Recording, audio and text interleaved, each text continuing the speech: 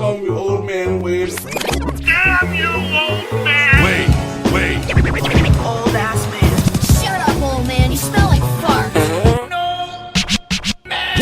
Old man. He's so old, he got a podcast on cassette. Fuck, you're old. Damn it, Wade. And welcome to the Old Man Wade Show. I am your host, the God of Stuff and the Lord of Laughter, Old Man Wade. And I'm sitting here with, damn it, what was your name again? Yeah. No, what was it like? CEO of PandaCare? CEO of PandaCare. No. You had a good one too, like a good name.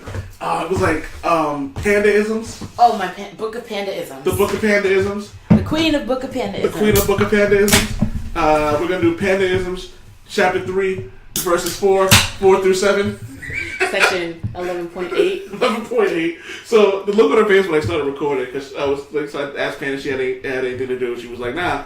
So I was like, all right, let's record something. She's like, about what? And I just hit record.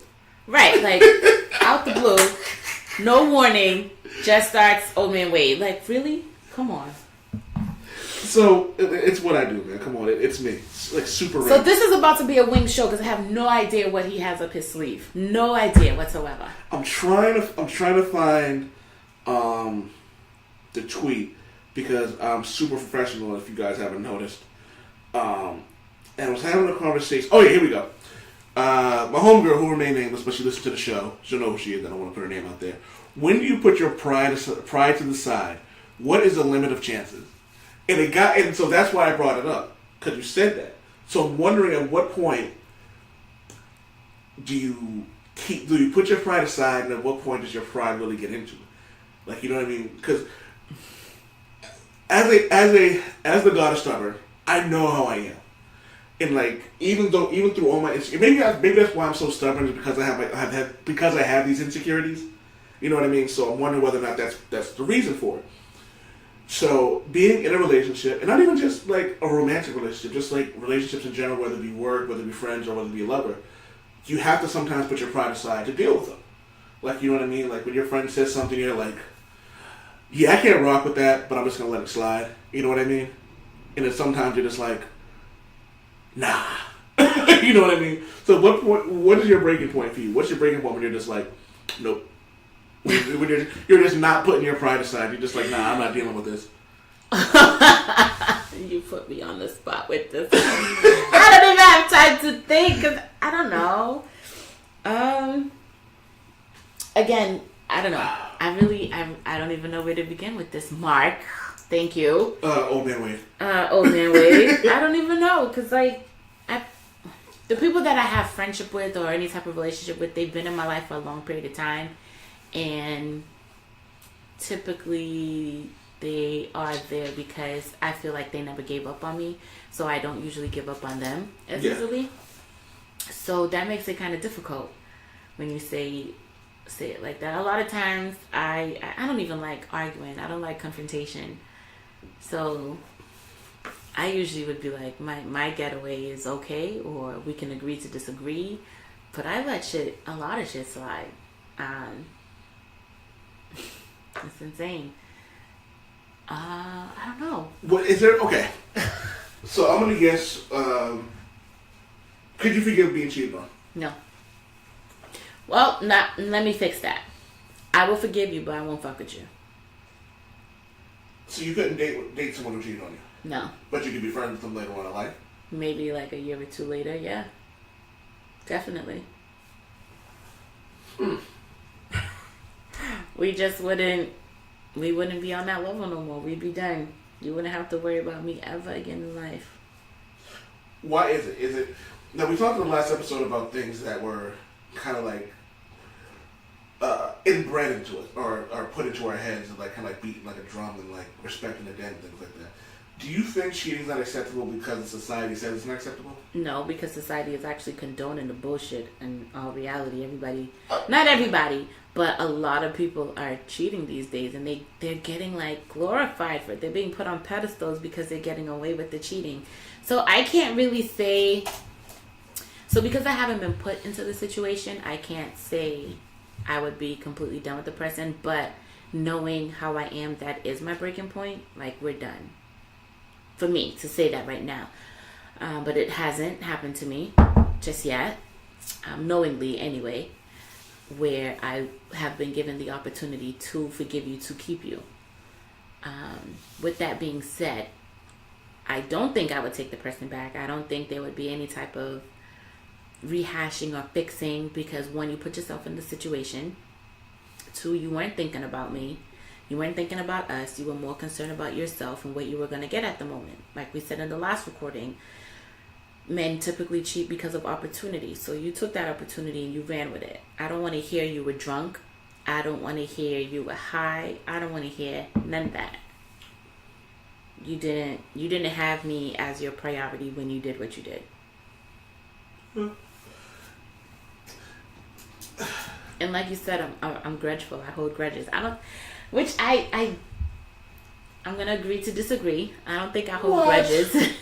I don't feel like I hold grudges. Bullshit. I don't feel like I hold grudges. I feel like, unfortunately, here comes the expectation where people typically get disappointed. I expect that if I treat you a certain way, that you're going to treat me the same way in return. And when I become disappointed in that, I cut you off. I don't think it's a grudge. I feel like you've crossed a boundary.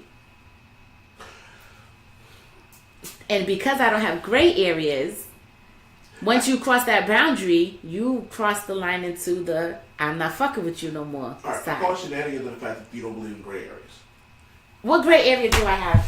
Is murder okay? No. If someone killed someone you love, you killed them, is it justified?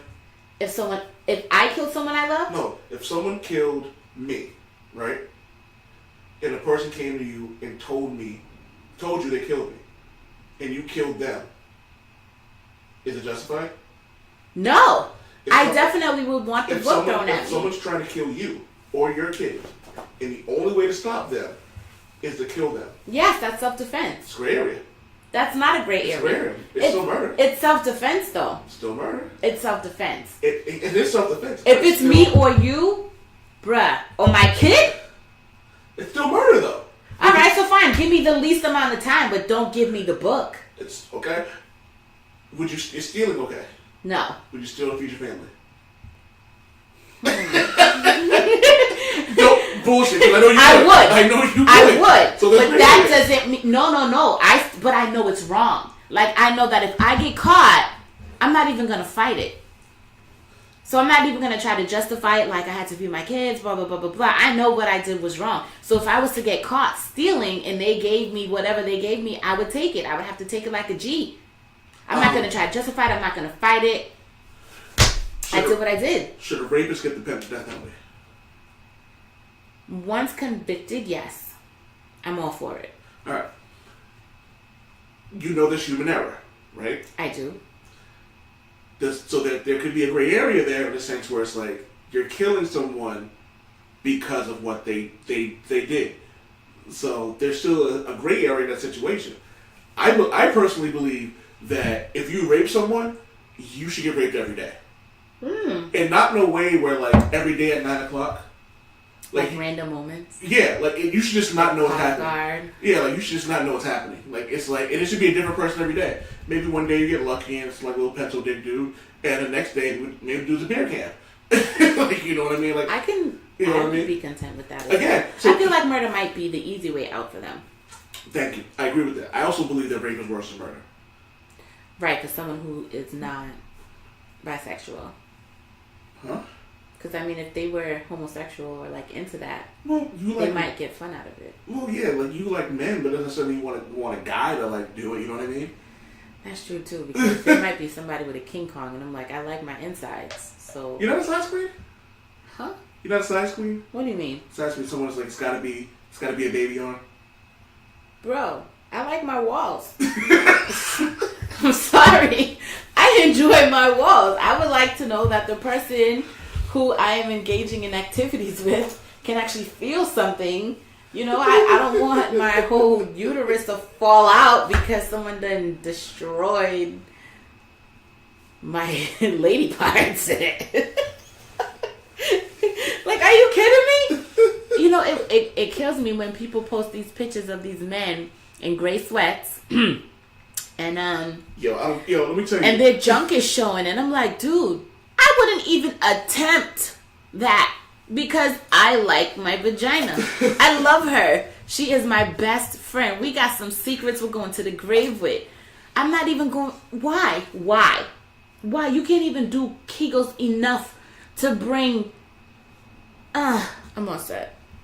I'm good. So yeah, I don't want nobody looking like they're gonna have me dismantled and crippled and needing to be wheelchair accessible for the maintenance of my life. I'm all set. That doesn't make any sense. So yeah, size does matter. It does. So I'm not gonna walk out here, walk around like I'm swinging like fucking like a god or anything like that. But I don't wear green sweatpants anymore. Like I have one pair of sweatpants, and legitimately when I do it, I make sure that my hoodie's going past my crotch. Listen, I had to tell my ex once. I was like, "You out here looking like a hoe." He was like, "What?" I was like, "You want to go into Walmart in gray sweats?" He was like, "You're not serious." I'm like, "Go change. Go change. You have to go change." He changed, but he wasn't gonna be walking around with me looking like a hoe. No. Gray sweatpants make you a hoe? Yes, that is lingerie for women. Are you kidding me? Go change your clothes immediately. You are not allowed to be out here looking, exposing all your goodies and Mr. Goodbar to the whole world. Get out of here. No. Is it tight sweatpants or just gray sweatpants in general? Gray sweats reveal all your junction. It reveals all your junction. Fellas, if you're in a relationship and your girl say take off those gray sweats, just listen. Take off the gray sweats because the rest of us ladies is looking. We's looking. I'm just saying. Oh my God, I'm actually putting that on Facebook now, and I'm hashtagging it like pandaisms. Don't do it, fellas. If your lady say take it off, take it off. You're looking like a hoe. I'm tagging Stephanie in this too, by the way. Oh, Stephanie, I love her. My Stephs. But it's funny because, like I said, I am now super like uncomfortable in like sweatpants now. Only gray ones. You can wear black, you can wear purple, you can wear fuchsia, you can wear sky blue, you can wear orange, tangerine. Just don't wear the gray ones and you're good to go. I legitimately don't even like. I have my favorite pair of sweats are my gray ones. They're like my gray and ones. They got the cargo shorts in them, the cargo pockets in them, and like I rock them. And it was like, basketball shorts too. Did I ever tell you someone grabbed my dick while I was on the train? Oh my God.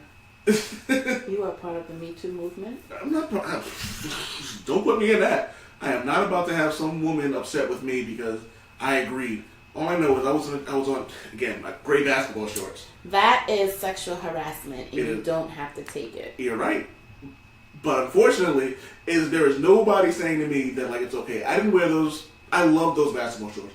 I didn't wear those for like a year after that. So wear them. Huh? So wear them. I wear them now, but like it was just like I'm on a train and I was just.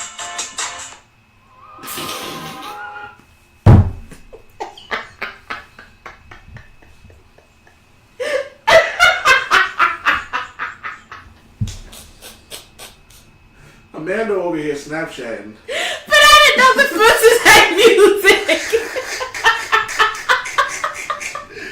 Oh. It don't be side-eyeing me like that. Damn it, Wade. So like I didn't wear those.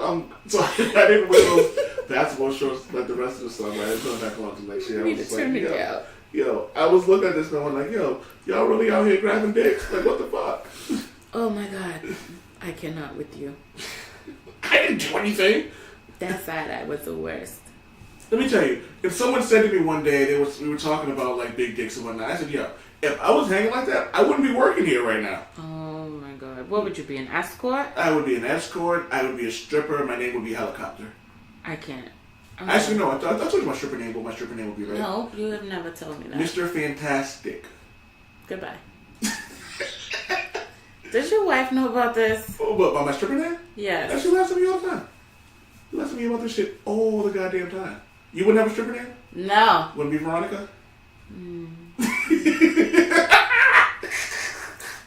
You wouldn't. Your stripper name wouldn't be Veronica? Nope. I am calling absolute bullshit on that. You over here just taking selfies. Don't judge me. You don't know my life. Stop thirst trapping. You know what it is? It's this damn wine. Blame the wine. And you over here thirst trapping. That's what you're doing. Uh-huh. How can I thirst trap? Huh? I'm fully clothed. Thirst trapping is when you're naked. You're half naked. Yeah, you don't gotta be half naked thirst trap. Yep, that's when you thirst I trap. don't know. You send it smiling with the little tongue hanging out. That's thirst trapping. Goodbye, Mark. I'm Yeah, so yeah, done. goodbye. We're doing a show. I'm done with you. I didn't do anything. So what is your cutoff limit for... I don't know if I have one. What would make you put your pride aside? I put my pride aside every day. I also think that's unhealthy not to put my pride aside. I'm lucky enough to be in a relationship where we have gotten to the point where I can voice my opinions. A couple of years ago, I couldn't do it. I used to hold a lot of things in, or I would say, like, I can't talk to you about it now. But now I'm in a place where I can actually speak my mind now. I can be like, oh, well, why are you doing this? This kind of annoys me, blah, blah, blah. I'm still learning how to do it without sounding like an asshole, because I can be a cunt sometimes. But, I think in a romantic relationship with my wife, I think it's funny because I don't consider cheating a cutoff limit because I don't think my wife would cheat on me. But what if she did and she like took you for a kick? You'd be like, wouldn't you be like, what the fuck? I thought I would probably go fuck one of her friends. But my thing is, what her friend would allow it. That's not even her friend then. You're right. That's some fucked up shit. You know what? Speaking of which, I was scrolling through social media and this lady, they were having a conversation. What if you got into your good friend's car and your significant other's Bluetooth connected to their car? How would you feel? Wait, say that again? You get in, so say Greg picks you and Maria up. Yeah. You get into Greg's car, Uh-huh. you and Maria, and her phone connects to his Bluetooth on his car. Wouldn't affect me because Maria does random shit like that to get me gifts. I wouldn't even take none of it. You wouldn't? No. Yo, I think I'd be pretty pissed. You know what's funny? The only reason I can say that I'm lying. I would feel some sort of way about that. I would look at them both side-eyed. Like, why the fuck is my wife's phone hooked up to your Bluetooth? But that probably would be my initial reaction. That's way too much comfort for me. Why y'all this comfortable? Well, it's also different because if I was in your car, right, and you told, perfect example, my homegirl, Miss Lady, when I hang out with her, she'll tell me, put my music on. So my phone will hook up to her Bluetooth. My phone can't hook up to her Bluetooth automatically if she had a Bluetooth. Because if I'm hanging out with her, I do that. So I think it would be a bit hypocritical for me to feel a certain way about it. Because a lot of times I would hit her up like, hey, and it's funny, I've actually called her specifically because I needed to get Maria a gift. So I might be taken aback the first time when it immediately happens. But I don't think after a while. I think after a while I just wouldn't look too deep into it because I know that I could be put in that situation. I guess that makes sense. I also think, man, that you looking for the fuck shit. What? Immediately your immediate reaction was too comfortable. It's just Bluetooth. Like, you know what I mean? I have trust issues. I got serious trust issues. But a lot of it, and I'm not gonna bring it up, but we've had conversations about like how both our paths affect the way we look towards our relationships and the way we look towards just people in general. Yep, and this is why I have a selected few friends, and I rock with them only because I have trust issues. Yeah. I got some serious trust issues. And you know what's funny about it is I've noticed that the people that I deal with, I am very skeptical about the people that I know that I bring around my wife, to bring around my friends, people I bring on the show, because certain people, it's like, if I'm with someone, we represent each other. Right. You being on the show, you're representative of me just like I am representative of you. So if I say something funky on here, and let's say when your kid's teachers hear this, like, you know what I mean? If I'm over here wilding out and saying all sorts of random stuff about women and like discrediting the Me Too movement or advocating rape or anything like that, the teacher could be looking at you like, why are you even affiliating with someone like that? You must have the same outlook on it. Exactly. And now they're looking at my kids sideways like, your mama hang with somebody who think rape is okay. Exactly. So People don't get that though. no, one of the things my mother told me that I will, have to love my mother, but one of the few things that she told me that like I really understand is she goes, just remember when you go out, you're representing the family. Yeah. You know what I mean? Because like I can't go around. For example, everyone talks about having a brand, and I say it and I use it in a sense that like I'm a writer, I'm a podcaster, / entertainer, if that's what you want to call it, but I'm on a very, very, very, very low level right now. Doesn't mean you can't blow up one day. Exactly. So, one of the things, when I tell people I'm trash, I'm like, you're going to go back and you're going to see some tweets that I posted that weren't cool. I dropped the F-bomb that rhymes with maggot a lot. I don't say it anymore, though. But, like, it was a time where I was ignorant to how fucked up it was. Like, you know what I mean? So I tell people, like, yo, I'm trash. I said a lot of, and I always own up to the fact that, like, I don't do it anymore, and I make it a point to acknowledge my mistakes and go further. And my buddy Duke, shout out to Duke the Great, when I used to say the C word a lot, like I was just like water, and he was just saying to me, you need to make sure that you're using this less. He said, he didn't say I couldn't use it at all. He wants to know, he did say I shouldn't use it at all, but he was bringing up the point that it takes away from people who will listen if you're just dropping that word every 10th word of it. Like, you know what I mean? And he goes, even in anger, it kind of looks bad on your brand and the people you're with. You know what I mean? So. And it makes sense. Yeah. It definitely makes sense. I had something to say and I completely forgot. That's what I was like. Is she saying something? So no, but there's I think that I don't know. I think a breaking point. I think if I was cheated on with somebody that like I was friends with, or someone who's like been at my house, drank my alcohol, and ate at my table, I think that might be a breaking point. Only because these are people that I trust. Like I don't just bring just anybody into my house. Like you know what I mean. Like when Carmen came over, like she's a representative of you. Like you know what I mean. Mm-hmm. You're my sister. So in that sense, it's like I trust her because I trust you. Right. Like you know what I mean. Yes. If I'm gonna bring someone here to my house, I have to be able to trust you. Yeah. You know what I mean? I record someone over the phone, like you know what I mean. But there's been a few times that like I've recorded some people and I'm just like, delete. I'll go back and listen to it and I'm like, you don't represent what I represent, so I can't fuck with this. You know what I mean? Yeah, I definitely get it. Like there was a time recently too where I felt real awkward because after I had finished babysitting, I went to a bar / club and the person I just babysat for walked in. Yo, and I was like, shit. But then I'm like, yo, I'm off the clock. Like, yeah. I'm not doing anything wrong. I'm an adult. I'm not breaking no laws. Just having a drink. Yeah. And you're here too. So if you seeing me and I'm seeing you, like. So well, at first, what he should have did was kept you on the clock and gone with someone else. So at first I did feel the way like, damn, I wonder if this is gonna look bad on me as a business person, you know. But then I was like, You know what's funny? on. I don't give a fuck if you were out there stripping. You know what I mean? Are you shooting up heroin? But see, not everybody has that mentality. I can't. You know what it is? I'm not gonna say I'm not judgmental because there are some things that I absolutely judge on. We all do judging. We all judge. It's funny. We try not to, but we all definitely judge. Yes. If like there was a stripper at the Cadillac Lounge, so she babysat. I didn't look at her any sort of way. She's not bringing the kid with her to go strip. Right. She's not like shooting up heroin or anything like that. Like you know, she's not endangering the child. She has another job. I'm not gonna judge her for that. Who the fuck am I?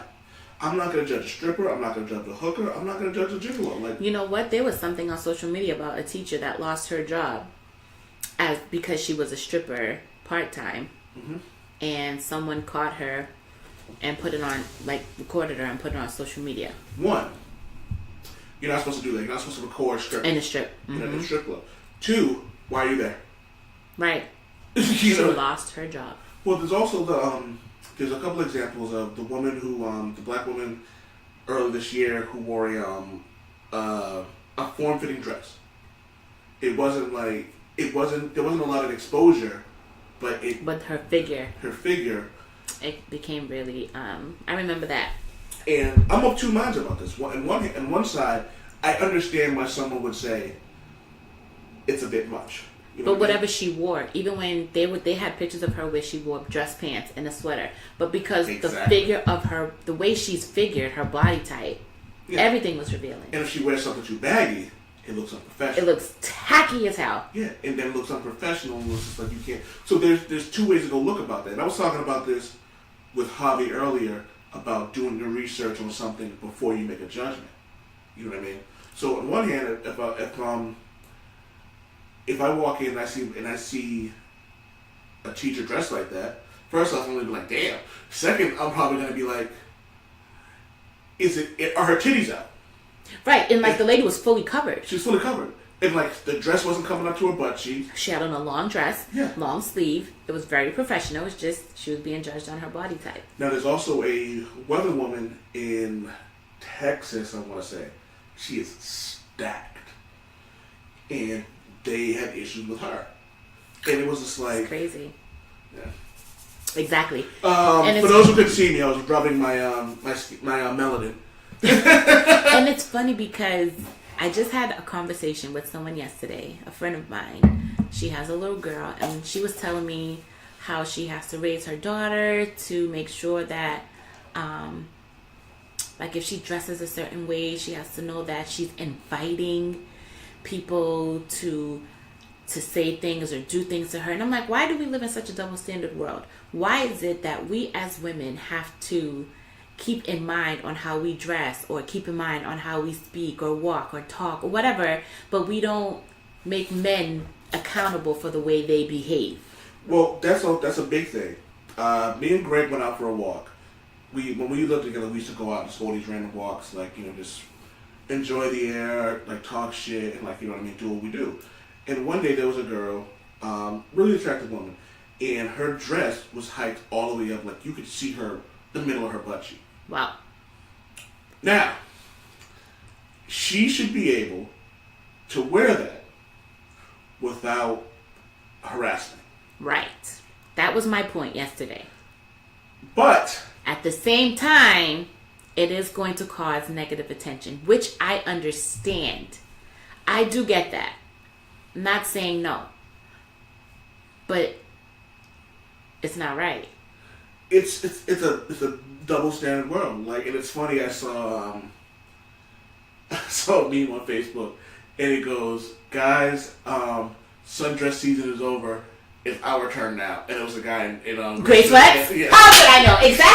Exactly. And I was like, and it's funny, I was like, damn, I was mad insecure, I'm covering my crotch the whole day. I'm like, right, damn, it's not a good feeling. Does that women feel every day? Yes, and that's how us as women feel. And I said to my friend, let me tell you something. I said, if I wanted to sit here butt ass naked as the day I was born, and I got one foot cock up on the wall, and I have the other foot cock up on the table, there is no... Tell me more. None of these... Shut up. I said, there is no one in this restaurant who has a right to approach me in a sexual manner. Well, if you're in a restaurant, then you should... You know what I'm saying. Yeah. You understand what I'm trying... The point I'm trying Absolutely. to make. No, there aren't any of these men who should feel that I'm inviting them, unless I say, hey, you, come and do such and such and such. I'm not inviting you. It's, what's funny, we should live... When it comes to sex, it should be a yes or no thing. You know what I mean? Hey, do you want to have sex? No. Okay. Right. Hey, do you want to have sex? Yes. Now, I have been with women. So I was dealing with this woman who, and we were messing around, and upon insertion, she said, "Stop." So I got off her and stopped, and then she was like, "Why'd you stop?" I'm like, "Because you told me to." And she was like, "Well, I didn't want you to." I'm like, I can't work with that. You know what I mean? Bipolar. You know what you know what I mean? No doesn't mean go, and stop doesn't mean yes. You know what I mean? You tell me to stop, I'm off. That's it. I'm good. You know what I mean? So, but I think there's a difference between being an honorable guy and then being you didn't really mean stop. Right. like some people are just assholes. And like, oh, well, she gave me on this side. Nigga, oh God. And you can tell when someone's uncomfortable. You can. You definitely can. So don't give me that bullshit. Body language, facial expression. Well, facial expression is body language, so yeah. So I posted a thing about gray sweatpants, and Stephanie shot there. Disclaimer: gray sweatpants are for dicks in all capital letters, not PPs, wieners, Vienna sausages, penis, etc. I told you I love her. I told you I loved her. Did I tell you I loved her? You told me you loved her. Okay. You said it a few times. Alright, just making sure. Just making sure. Yeah, so I don't understand the concept of how that's even still a thing, you know what I mean? Mm-hmm. But whatever, what do I know? I'm just a respectable person. So, raising boys, this is the conversations that we have. They're 10 and 16, and I definitely have these conversations with them. Like, my 16-year-old, he's in high school, so I'm like, I don't know if you are, but when you get to that point, because at some point it is going to happen, she says, no, you stop. Yerp. You don't ask no questions. You're not with the, are you sure? Or, come on, let's just give it a try, because then it becomes peer pressure. Mm-hmm. She already said, no, you leave it alone. You get right the fuck off. Immediately. Same thing with my 10-year-old, because he's going to eventually get to that point in life, too, where he's gonna come across it, and I let him know, too. These are the things that you're facing. 1, you're young. 2, you're black. Like, you already got 2 strikes against you when you leave this house. So, with that said, you just be careful out there in these streets. Especially as black men. Yeah. Like, you need to actually make absolutely certain that you protect yourself. Just because you don't want to be known as the aggressive black male. You're already looked at as the aggressive black male. Your skin color makes you aggressive. And your youngest son isn't the tallest, but he's going to be a big boy. He is going to be tall. Oh, he is? He is. How about I say, because he's already shorter than... Yeah. But, like, he's going to be a big boy, though. Like, you know what I mean? Mm-hmm. Like, and I look at him, I'm like, fuck, you're going to have some of the issues I had. Like, you know what I mean? Like, just being, like... oh, God, you know the other thing about him is, though? I love... He pays attention to fucking everything. Everything. I love it. It's the quiet ones. Cause it's funny, I forget what was going on. We were at, Kilman Alfred, that's their new name now? Kilman Alfred. So we were at their last get together. Their birthday parties? Yeah. Mm-hmm. And I'm just watching. It kills with their birthdays are so fucking close to each other. But we're out there, we're drinking, and we're all doing our thing. And I'm just watching him, like, just kind of just like looking around and walking around. And I'm like, you were just sitting here observing and absorbing everything. Yeah. The conversations that I have with him. But you know what's funny? He was like that when he was a baby, though. He's the quiet one. But even when he was like a baby, and he would just sit and look. He's the quiet one. Yeah. He lets his sister go out, be sociable, bring in all the friends, and then he decides who he will play with and how. He's the quiet one. I told you I don't do quiet people, because the river runs deep. If you see a part of the ocean is still, don't go there, because you're gonna drown your ass. Okay? That's him. He's quiet. Like today, he comes to me. He's so quiet, having conversation while he's putting away the dishes, and he's like, "Mommy, what is a killjoy?" So I give him the definition. I'm like, no, it's like someone that's waiting on your parade. Like, you're excited about something. You're like, oh my God, I can't wait to get this video game, blah, blah, blah, blah, blah. And the person is just like, what are you waiting for that for? Yeah, like, why do you want that? That's gross. And he goes, oh, so you. I nearly committed homicide. Okay? I almost committed homicide because I was going to kill him. I was like, you know what? You got that. There probably has definitely been times where I was a killjoy. And I'm going to have to own that. I was like, thank you for pointing that out. Sometimes you got to take accountability. And just because you don't notice it doesn't mean somebody else hasn't noticed it to point it out. Maybe I have been a killjoy because I don't care for video games. So whenever he asks me for something, I'll be like, really? You want that? Or like when he wants to go see, what is it, Monday Night Raw, the wrestling? Yeah. I'd be like, no, we're not. I'll take him. Have at it. Enjoy it, beloved. And I'm like, next time it comes into town, they were just here like 2 weeks ago. Like I think last week, yeah. And I'd be like, really though, like why? And then so now that he's pointed that out, I gotta catch myself when I talk to him about things. You ever have somebody just point shit out to you, be like, I never realized that I was doing that. I'm married, so yes. Right. I never. And then it sucks because you gotta hold yourself accountable. Like, alright, you got that. Like last night, I was watching a video of Punta, the dance from Honduras. The video Javi put up? When it was like when Puta started? So it wasn't that, but it was more the traditional Garifuna Punta with just the drums, just the instruments, like the indigenous Punta. You got the junkinu, they're dressed up, all of that. So he comes in my room, he said, well, mommy, what are you watching? And I was like, Punta. He's like, why would you call me that?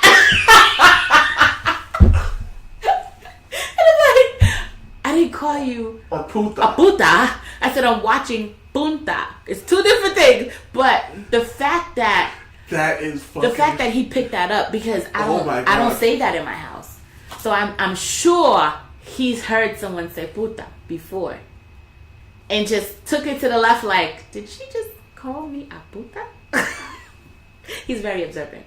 That's where I'm going with that. He's very, very observant with his quiet little self. It's funny because people always assume, when people get to know me, they always assume that I'm talking. But people who like really know me, they know I'm actually pretty fucking quiet. I do a lot of like, for example, me and Maria are a lot alike. But Maria is a lot more outgoing than I am. So a lot of times when I should be promoting myself, she gets the ball rolling. And I kind of, when she's doing that, I watch how she's reacting. I watch what she's doing. And how they're reacting to her. How they're reacting to her. And then that gives me, and I analyze that, and that gives me a way to interact with them. So you know what I mean? I mean, think, like you remember when I worked at the Gap, I didn't really talk a lot to people I didn't know. If I didn't really fuck with you, I made a joke here and there, but if I don't fuck with you, I don't fuck with you. Then I'm not going to waste my energy or my breath on people that I don't give a fuck about. And you know what's crazy? Someone said to me yesterday about how outgoing I am, and I'm always like engaging with people, and I was like, you know why I do that? I have social anxiety. I hate not knowing someone. Like, being around people, like, that scares me. I'm really shy when I go out, so I just break the ice and just start talking a bunch of random shit. And then I end up with people who either A, like me, or B, don't. I'm not going to put on air the first time we met. I'm not going to put that out there. But you know what happened. And the funny thing about it was, I forget who was there with us, but you're like, oh my God, he's turning red. I was like, I'm out. But yeah, I'm pretty shy around people. I'm quiet. But it's just like, fuck it. Let's just become friends. Or enemies. And that's what happens on that initial meeting of people. And look at us. What is it, 15 years later? My brother. About that, yeah. You my brother. Because it was, so your oldest is 16, so yeah, definitely like 15 years later. But now it's funny, but it worked out because the next day I'm like, if she's cool enough to just say that, then I can pretty much say whatever the fuck I want. She's gonna be cool. She's gonna be good with it. Levels of comfort already open and available. Yeah, oh my God, I'm good. Ta-da. And scene. But yeah, so it's. But it's. Yeah. The fact that you have like, would you say social anxiety? Yeah. From someone who knows you, I get it now. But if you had never said it to me, I never would have tried to put those two things together. I get it now. But otherwise... And a lot of people don't. They don't believe me. They be like, you're not shy. You're not this. You're not that. Actually, I really am. It's a coping mechanism. It's like, yes, of course. It's like I make jokes when I'm uncomfortable. My brother does the same thing. Alfred? Yes. He's uncomfortable with anything? Listen. It makes sense, though. Because his wife... I had to put him on the spot today. Huh? I had to put him on the spot today. And he was like, I don't like talking to you educated people. Yo, at least wait till we finish drinking and say that. No! That's fucking hysterical. But yeah. So yeah, he does that. He makes a joke out of everything. He laughs. And that's his coping mechanism. My coping mechanism pretty much is rum, Johnny Walker. Talking shit. Like, that's everybody has... I try to make them as healthy as possible. But, yeah. I never would have guessed that. Maybe that's why I get along with so much, maybe because we understand each other. Could be. Yeah. Mm-hmm. So, but it also makes sense considering like how his wife is, how Kim is. It makes sense that they would, why it works. Like one's really outgoing and one, like Maria and Kim get along great, which is hysterical to me. All three of us get along pretty well. Yeah. We're outgoing. Yeah. Maria's outgoing. Don't just. I'm not saying she isn't. Why do you think I got a bartender job? Because the person was like, your personality is just like out there. You're so outgoing and this and that. And I'm looking at her like, bitch, because I'm shook right now. What was it Spider-Man said? Spider-Man made a joke about something, and someone with jokes now, he goes, or I could cry. Right. And I get it because, like, legitimate, it's funny. I'm real comfortable on the air. Like, recording and stuff like that. I tell people all the time, like, if you want to know who I really am, listen to the show. This show is who I really am. This isn't me elevated to 1,000. This is me at, like, this is me even keel. You know what I mean? Mm-hmm. And they go, well, why? And someone was like, oh, why don't you? So I'm like, because I don't fuck with y'all. That part. You know what I mean? Like, if you want to know how I feel, this is how I feel, man. This is therapy to me. This is how I feel. Like, I get out here and I go out and I'm like, yo, this is how I feel about life. This is how I feel about politics. This is how I feel about men. This is how I feel about women. This is how I feel about my pride. This is how I feel about my pride. Yeah, fuck that. I'm the god of fucking stubborn. Kiss my ass. How far does that get you in life, being so stubborn, Mark? Not far at all, actually. I told you I just found out I'm stubborn like a year ago. I don't know how, because I think I probably told you that all of our friendship. Yeah, but I was also too stubborn to believe in you. Too stubborn to, yeah. That makes sense. So what do you think? What do you think? What have been some things that you've lost out on because of your stubbornness or because of you having too much pride or maybe too much ego? Things that you would regret. Shit, things I regret. I regret. Once we can laugh about this. Before you knew me, when I was like in high school, I was actually dealing with a lot of. Oh, this first part won't shock you. I was dealing with a lot of anger, a lot of pent up anger in my life, and how I dealt with it was just like internalizing it. So I lifted a lot of weights, did a lot of push ups, did a lot of running to make my exterior look the exact opposite of my interior. Mm-hmm. So physically, I was arrogant as hell. Like, you know what I mean? People would look at me and like, you are so conceited. And people used to say that to me all the time. And I would just agree with them because inside, like, I got this, like, crying kid who just doesn't really want to tell everyone how he really feels about life. And when I started realizing how arrogant I was, I stepped it back. And this is actually why I started gaining weight. Because I took all the, I didn't have a balance to this. I'm getting to the stubbornness and all that. I didn't have a balance to this. So I was working out, but I was still, like, filling a void with food. Mm-hmm. So when someone would tell me that, like, when someone would give me advice on things like, you need to go see a therapist. You need to go find a way to deal with your anger. I would say, nah, I'm fine. I'm good. Sounds about right. I can deal with it myself. You know what I mean? So that's how I internalized a lot of that stuff because I didn't know how to. No, excuse me. I knew how to. You just didn't want to. No, it wasn't even that. I didn't want to because someone else was telling me to. So even to this day, you know how I am. Someone will tell me three things people should never say to me. You need to. And then I'll respond to, you need to fuck off. You know what I mean? Don't tell me what I need to do. Because, like, you know what I mean? Like, someone could say to me, Marsh, you need to deal with your anger better. Fuck you. Yes, I know that already. Thank you for telling me I need to deal with it. I'm angry now.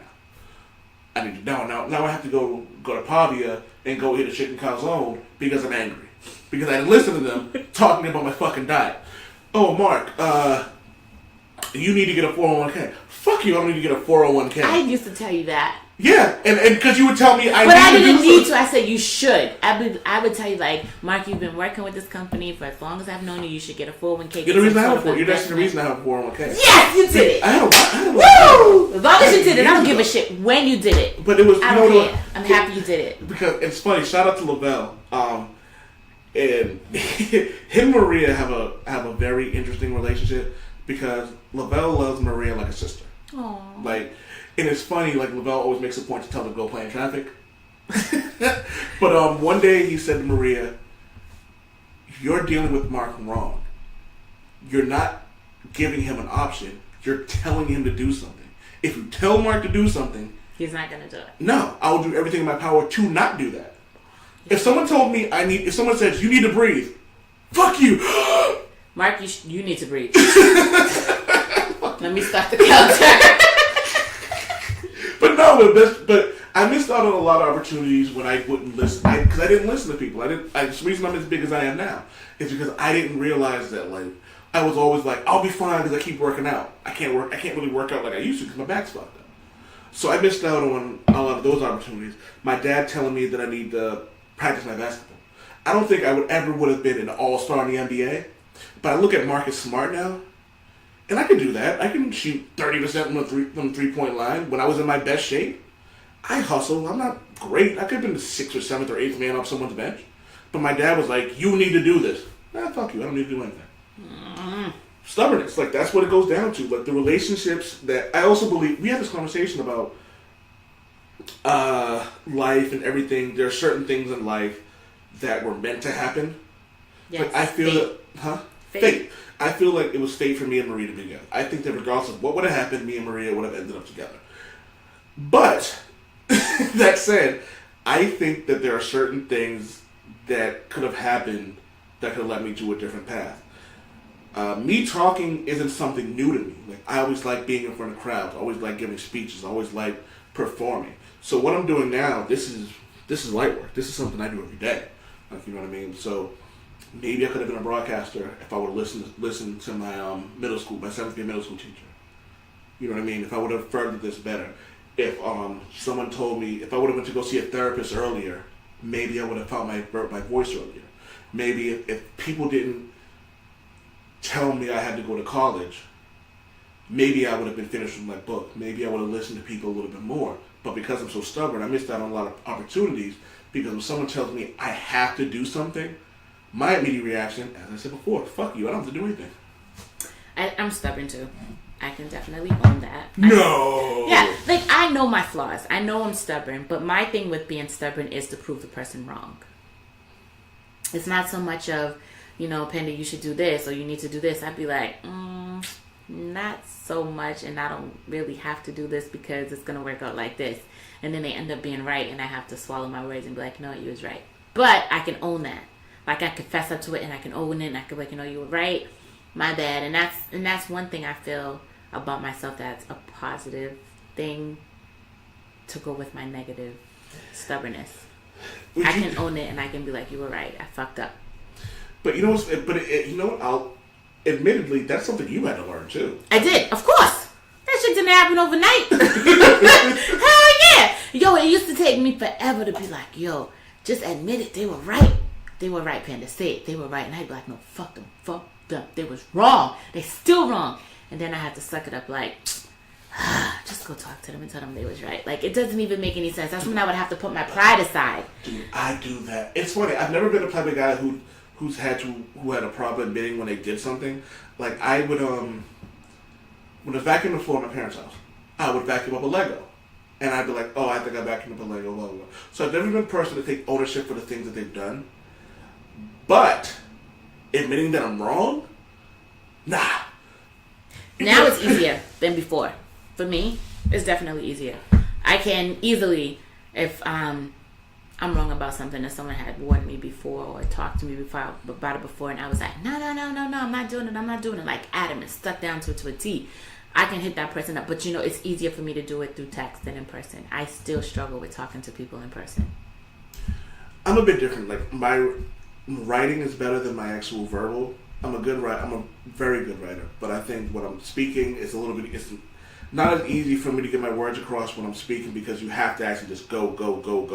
But when I'm sitting there and I have my hands on the keyboard or my hands on a pen, I can sit and look at the blank screen or look at the blank canvas in general, and really put my words together better. So it's a little different.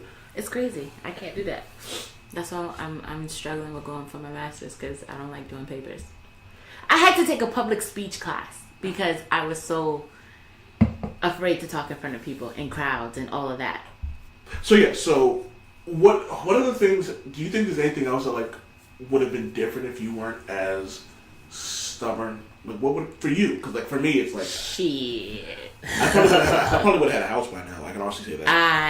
I would probably be a lawyer if I wasn't stubborn, because that's what I initially started off my educational. And you on my phone is like Judge Allen for yeah, too. That was my goal. I was gonna be a lawyer. I was gonna be a defense attorney. Like I was gonna be locking people up, throwing away the key. Probably wouldn't have kids so early if I wasn't so damn stubborn. No. I know what I'm doing. I'm not gonna have a baby with him. I know better than that. What else? I would have finished college a long time ago. Not at 34, but whatever. It got done. I would have had a house. So much different. There's so a list of things goes on. I wouldn't have had certain friends that I would have had to learn certain lessons from. But you know what? All of that, I just take it as a learning lesson, because if I didn't experience those things, I wouldn't have been able to look back now and be grateful for the lesson that I learned from it. Yeah. So I wouldn't even say I regretted the things that I had to experience, because I learned something from it, which brought along something even better. You know, you have to learn to grow. And I feel like I'm in definitely a better place as of right now. I guess some of the things I wish I didn't have to experience it, but I'm glad that I did to learn from it.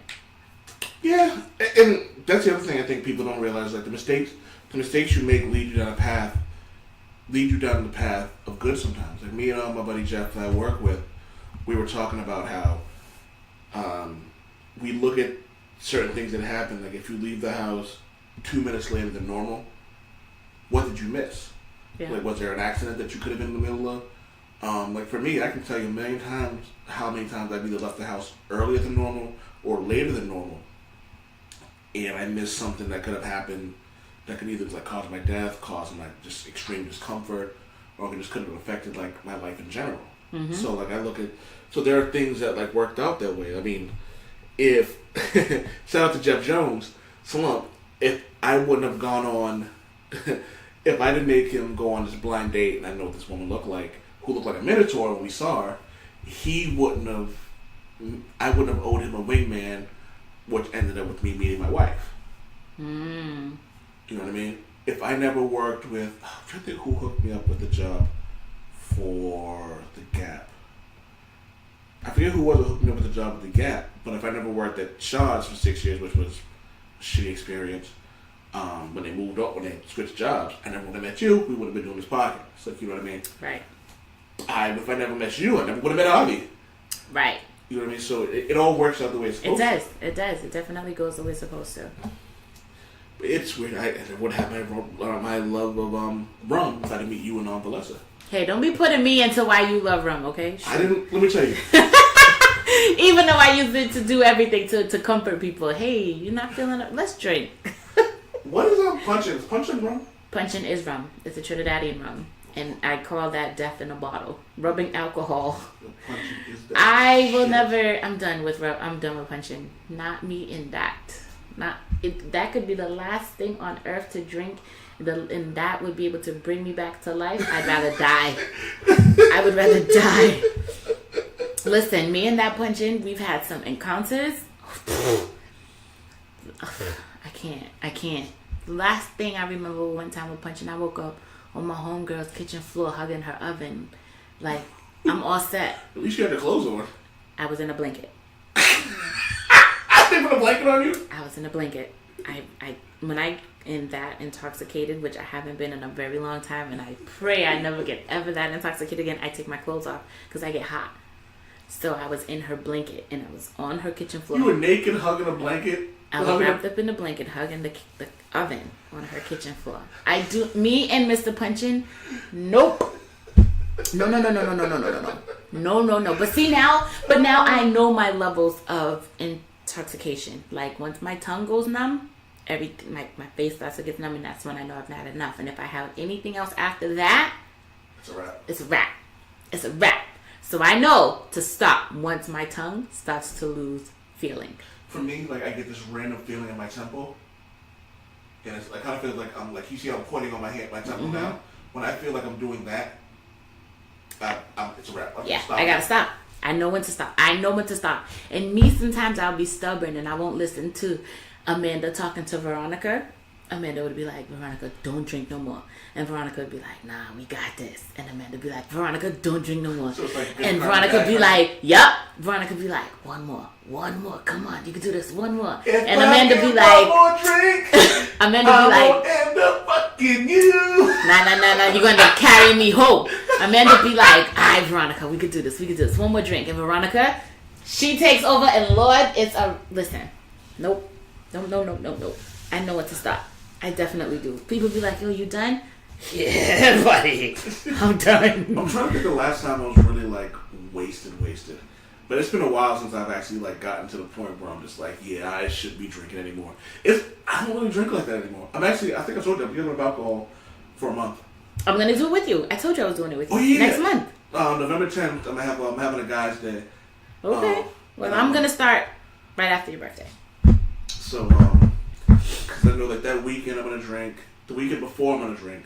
Jeff's coming into town that 10th, and I'm having a guy's day, and it's like it'll be the first time I have like my crew together with me, Greg, Jeff, and Diddy. That's dope. So, Greg doesn't drink. He doesn't? Not really. Like he might have like one or two, but he's not really a drinker. Got it. Okay, makes sense. I'm a drinker. I like to drink. I enjoy to drink. I know. And I'm gonna tell everyone, I'm like, yo, if you are going to drink, make sure you have Uber money. It's called Becks Money. Becks Money? It's called Becks Money. Well, Becks Money is more so when you're on a date. So yeah, you're right. Uber money. What's So Becks money is if you go out with somebody and they get vexed. When you vex with somebody, you're mad at them. So if they get vexed at you, you have your own money to get yourself home. You know, Always walk with Becks Money. Always. It doesn't matter who you're with. You must carry your Becks Money. absolutely. I think that's a rule, and not to be sexist. I think that's a rule women should know more so than like men. Men too, because if your homeboys get mad at you, they be like, "Yo, I ain't giving you a ride home." Well, if you have homeboys like that, then right. But women have friends like that too, just as much as men do. You never know. You never know how drunk somebody can get, and they switch up on you. yo, something came up on a podcast I was listening to. They were talking about that on how when are you not responsible for your friend's intoxication? You are always. I'm sorry. You are always. So, like, yeah, if they're your friend, you are responsible for their intoxication. Like, for example, Maria always goes, well, not so much anymore, but when we used to go out with friends, I wasn't really comfortable around her friends yet, so I wouldn't drink. I would drink, but I wouldn't drink a lot. Mm-hmm. And she goes, you need to loosen up, But when I'm around Mike, she would be like, when you're around your friends. Right, because you know them. You have that level of comfort already. So, but it's also a thing where, like, I know the friends that I can get drunk around. Mm-hmm. Like Lavello offered me his couch, blankets, hoodie, and if I'm so fucked up, he'll offer me his bed. Like, you know what I mean? That's the type of brother he is. Same thing with you. Like, you know what I mean? Like, you'll offer me whatever you can. So I can get drunk around you too. Same thing with Jeff. Greg would, but I know he doesn't like people being drunk. You know what I mean? Mm-hmm. Especially the field he's in. He's probably seen it. So much. Yeah, more so than he annoyed before. So I won't get drunk around Greg. And it's more of a respect for him, and I don't want to put him in a position to have to deal with that. Mm-hmm. Fletcher same thing. Fletcher will offer me whatever he can if I'm drunk. But I also know that, but I think they also all know that if they needed it from me, it's the same thing. So I think it's also knowing the type of friends you have and whether or not you can depend on them when you're drunk. You know what I mean? Yep. And Maria was telling a story how she went on one of those Santa Claus pub crawls, and they tried to put one of her friends in an Uber. The Uber driver was like, "Are one of y'all going with her?" Right, because I don't want to be held accountable for this shit. Exactly. I feel that. I ain't even mad at him. You know what I mean? So what happens? It was just like, "Oh, he tried to take advantage of me." Absolutely not. Exactly. So it was like, so he was like, someone has to take it. Someone has to like come with her. Yeah. And even let's say he didn't do that. What if he actually did take advantage of her because he saw a drunk woman in the car? So you know what I mean? Like, so at some point, there's also another thing. An underrated thing is knowing the people you're with and how they drink. We had this experience a few years ago, and she is never gonna live this down in the group, ever, ever, ever. She's gonna have grandkids, and her grandkids are gonna have grandkids, and she's never gonna live this down and win while we're alive. I'm not gonna say your name because you know who you are. They listen to the show? She does. When I send it to them, I send it to the group chat, and they listen. Oh God! And shout out to y'all. Hey, do me a favor. Everyone who's listening to this show, who Amanda sends, please share it. Please share it. I have a YouTube channel. I can actually get paid off of YouTube, so send me a YouTube link. Right. Cosign. So we are at a morning fete in Brooklyn. Oh God. And the morning fete starts at like 5. Before you even get into that, as soon as you say fete, listen, I'm like, oh God, this we is in not a gonna fete. end well. It's a fete. It's not a party where it's like inside of a club. It's outside in like an empty parking lot. What time of the year is this? Summertime. It's so summer. Hot. It's not yet because the fete starts at 5. No. But it is hot, typically. But you're drinking. In the heat. In the heat. Right. Okay. So some of us, we're already like... I'm already narrowing it down. Natural born I'm already fetus. narrowing it down to what it is. We're already natural born fetus. So we already know its pace. Right? Yeah. She not accustomed to these type of fetes. There's 2 of them that's rookies that's with us. And these are the 2 that get drunk. So we're like, yo, you gotta slow down. And she says to one of the girls in the group, I'm grown. Whoa, hit the brake. Wait, no, we're not hitting no brakes. Hit the brake. We're not hitting no brakes. When someone says, I'm grown. But yo, she was already done when she said, I'm grown. So, my homegirl's like, you grown? Alright. That was it. That was the last thing she said to her. Yo, it's not by 10 o'clock. We hear clear the crowd. Ambulance need to come in. So now we're doing a head count to see where everybody's at. We can't find her. So we say to so-and-so, we like, yo, you was the last one with so-and-so. Where's she at? I don't know. She was over there dancing, so I left her. What?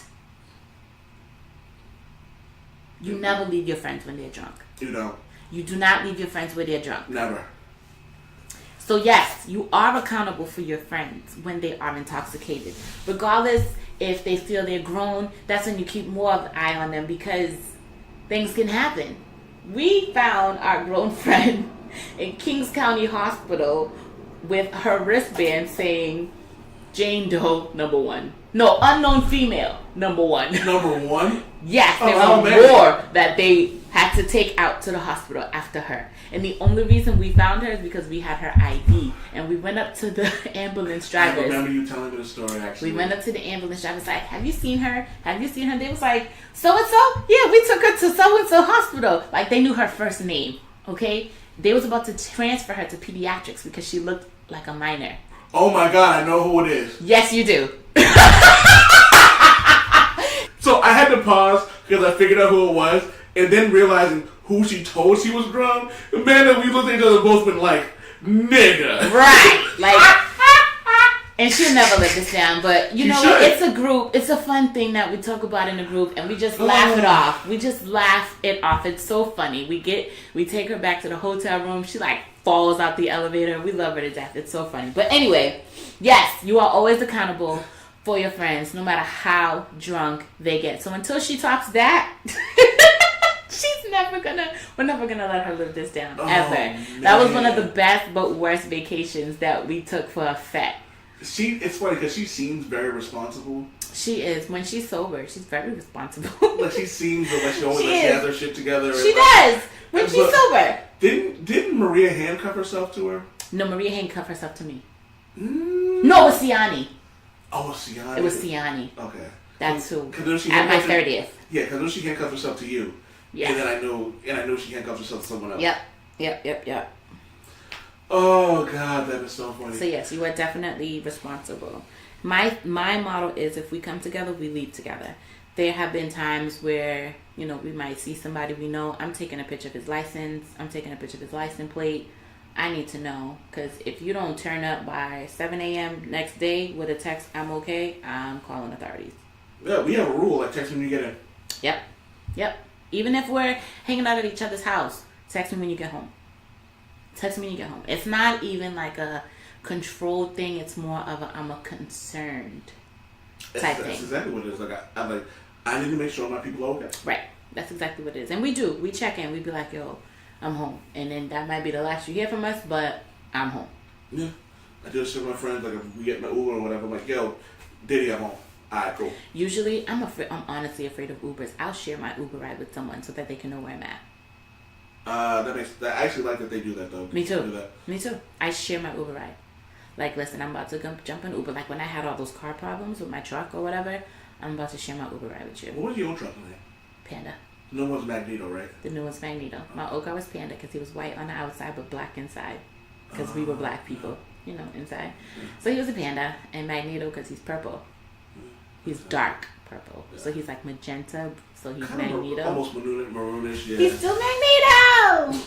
He's like the good but bad guy at the same time. God, especially with you driving. Shut your mouth. Never. What about yourself?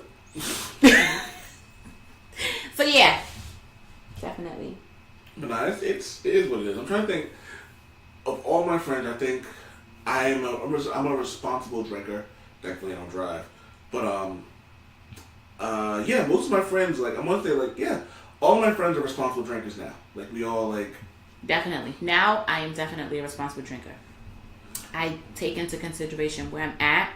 If I drove somebody in my car with me, like, all of that I take into consideration. That night that I had to punch in, I had my little brother with me. He's not that much younger than me, but I had him with me, so he had to wait till I sobered up because I'm not a fan of people driving my car.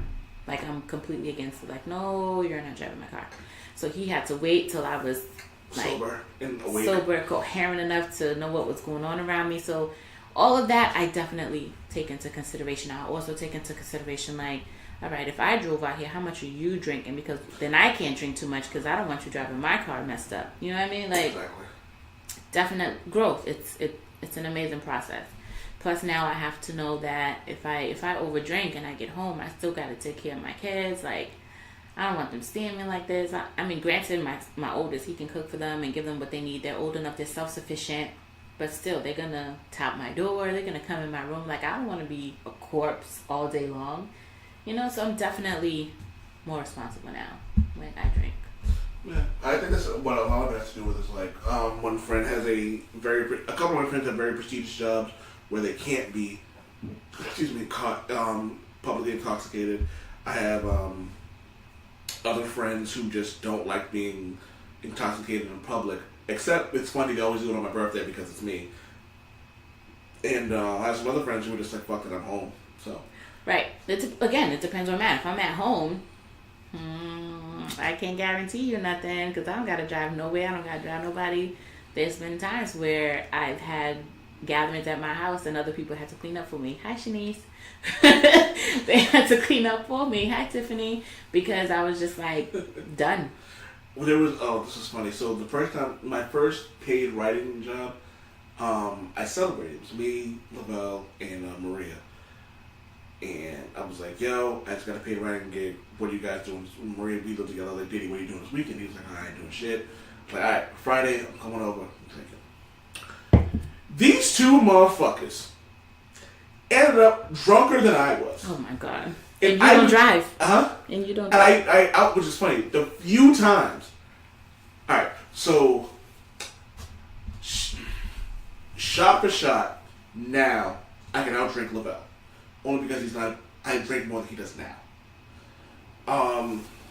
Back then? I don't know who was a heavier drinker then. But I think, like, then was one of those times, I think that's when I was becoming a heavier drinker than he is. Maria, I'll drink under a table now. Maria's not really a drinker. But for some reason, because of the demon in my family, which is why I'm giving up alcohol for the month, I'm developing a higher tolerance for alcohol. So they were drinking, and Maria doesn't like whiskey. She hates whiskey. Oh, I love whiskey. So it was like, was it what's the one? It's like 4 syllables. It's not Ian. Is it E&J? Isn't E&J a cognac? It's not Ian. Maybe it is E&J. I'm not sure if it was E&J or if it was Remy Martin. You know what? Doesn't matter what it was. Maybe Remy Martin. It might have been Remy Martin, but I don't like Remy Martin. It's alcohol. I'll drink it. I don't give a shit. So I'm drinking, and we're taking shots, Lavelle and Maria are drunk singing Chandelier. You know the song I'm talking about? No.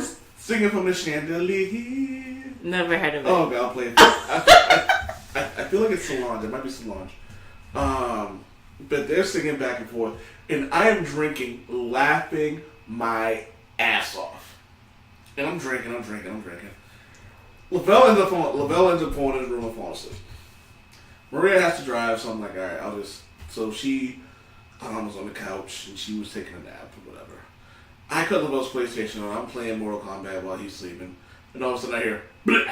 I look at Maria, I'm like... And it was like she had my shirt on. I'm like... No. So she threw up or whatever. Then it wasn't that big a deal. And I ended up putting a bucket on her head. Oh my God! I hope she kicks your ass after listening to this podcast. I told embarrassing stories about me. And Maria's a responsible drinker, but she never really gets the opportunity to really go out and drink. But she was in a comfortable space. Like Lavelle's house is a comfortable space for both of us. So the best part about it was the next day I had a phone call.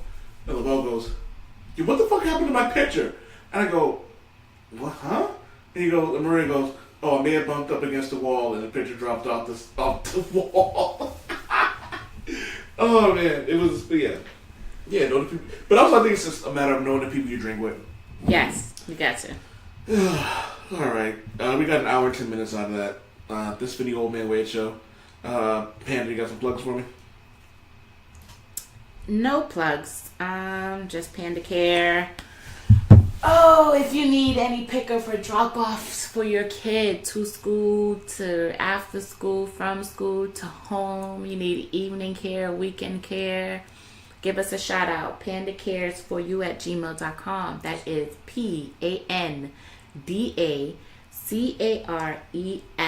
the number 4, the letter U @gmail.com. And I can be reached at 857-342-5070. You got a Facebook? Facebook is PandaCare. Instagram, PandaCare for you. Same as the Gmail. Just from someone who knows, she's my sister. My aunt actually has used PandaCare. So I'm not just giving you some bullshit where it's like, oh, I'm promoting a person because they're... No, I'm not getting paid for this. My aunt used PandaCare, and she will use it in the future again when she needs it. She actually has an appointment with me next month. Really? Yeah. Oh, there you go. So she's using PandaCare again. So there you have it. So I'm not bullshitting you. That's been the Old Man Wade Show. Shout out to Super Woke Harvey, who's supporting families as you're supposed to. Shout out to the Coco host. I didn't shout you out the last one, but shout out to the Coco host. I'm thinking getting Coco host shirts. COA host, but the Coco. Yeah, host. Aggie. No, I think it sounds cool. Get some Coco host shirts. Can I get a damn it, Wade? Damn it, Wade. Damn it, the enthusiasm. Damn it, Wade!